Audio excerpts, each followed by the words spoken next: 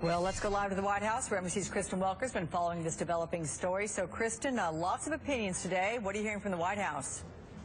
Lots of opinions. The White House saying that the website is functioning vastly more smoothly.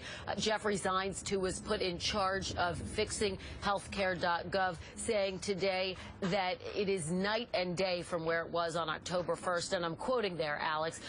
But the administration touting the fact that they have made hundreds of fixes over the past month. They say they've fixed more than 400 bugs. They also acknowledge there is a lot more work to do on this site. But here are some of the figures that they're releasing. They say the site can support as many as 50,000 users at one time. That was the benchmark that they had mapped out. They say that means that the site can support 800,000 users over the course of a single day, and it works more than 90% of the time. That is a vast improvement. But the administration really hoping, Alex, these figures will help to turn the page on what has been a very difficult political chapter. The president's credibility called into question right along with this entire law. So they're hoping that these figures will help to move what was a really rocky rollout of healthcare.gov in the right direction. Zeke Emanuel, who is one of the president's former advisors on healthcare, was on Meet the Press today trying to look to the future. Take a listen. Clearly, just like Google and Facebook and all the internet sites are constantly tweaking their sites, constantly improving them, this one still has a ways to go. But it is certainly working reasonably well.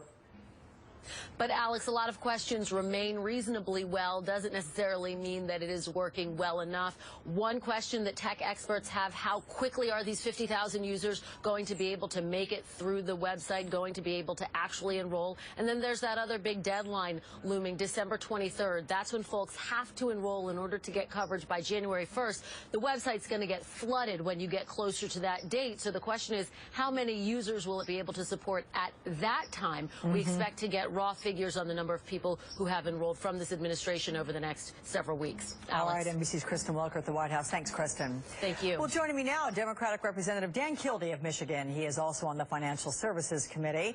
And Representative Kildee, with a welcome to you, sir. What are you hearing from the constituents on your end? Have there been fewer complaints about the website in the past couple of weeks, or not so much? Well, there have been fewer complaints in the last few weeks. I think people are patient because they understand that the problems are being worked on.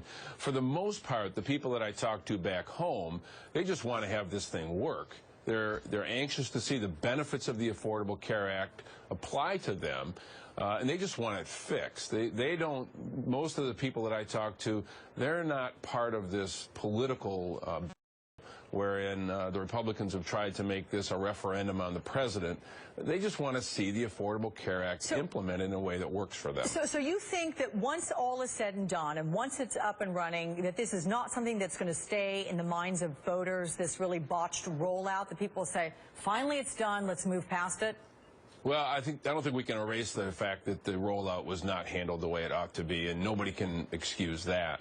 But for the most part, what I hear from people is not an interest in sort of finding fault or the recriminations regarding the botched rollout, but they just want us to get it right.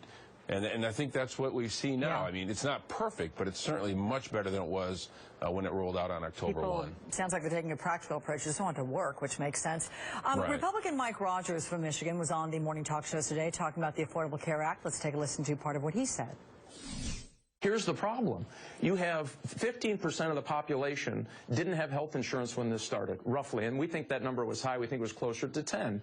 So what they've done is disrupted it for the 85% that had health care, and their costs are going up significantly. So we've broken the system to help a few. Nobody would fix a problem that way. What's your reaction to that? Well, first of all, it's sort of a false dichotomy. There may have been 15% of the population that had no health care whatsoever, but what we also know is that many of the people who thought they had health care, they had health care insurance until they needed it, until they got sick, until they worked in a new job and had a pre-existing condition, until they hit their lifetime or annual caps. So there are a lot of people who were carrying around a card in their pocket that they thought was a health care card, but really what it was a get well card. It did not provide the kind of coverage that they thought it did. Okay. Let's change gears here. I want to talk a bit about Iran, because an American District. That's Amir Hekmati, who's a former Marine. He's been arrested and held in Iran on espionage charges for 2 years, since 2011. I know you've launched a Free Amir campaign calling on that country to free him. Can you tell us about that and what the latest is? Well, obviously, we're hopeful that with the recent re-engagement between the United States and many other countries and the Republic of Iran, that we will see more possibilities for Amir to be released. The hope is that it not necessarily be a part of this nuclear deal, but that Iran recognizes that many of us simply do not trust their word, and that one way that they could demonstrate that they are serious about re-emerging and re-engaging the global community is to release the Americans that they are holding as political prisoners. Amir Hekmati is a former U.S. Marine, went to visit his grandmother. He was there for 3 weeks and was arrested and convicted of espionage. That conviction was later set aside, but he still sits there in an Iranian prison. If Iran wants to rejoin the international community, they can make a very important, tangible step by releasing Amir Hekmati now. But just to confirm, there was nothing in this agreement, the 6-month temporary agreement that Secretary Kerry negotiated in Geneva, that said Americans in this kind of a position needs to be released? There was nothing addressed with that? I know that there have been discussions in the context of these negotiations, but I do not believe that there's anything in the agreement itself that directly addresses these Americans that are being held. Having said that, I'm very confident that the American government has done everything that it can do. I know I talked to the president not too long ago, and he spoke directly to President Rouhani about Amir and the other Americans that are being held. So I'm confident that it's a high priority, and in the context of these negotiations, the hope is that the Americans that are being held will be released. First of all, because they should be, they're innocent, but secondly, because it would be a tangible demonstration that Iran is actually serious about re-engaging the international community. All right, Representative Dan Kildee of Michigan, I look forward to speaking with you again. Thanks so much. Thank you, Alex. 43 million Americans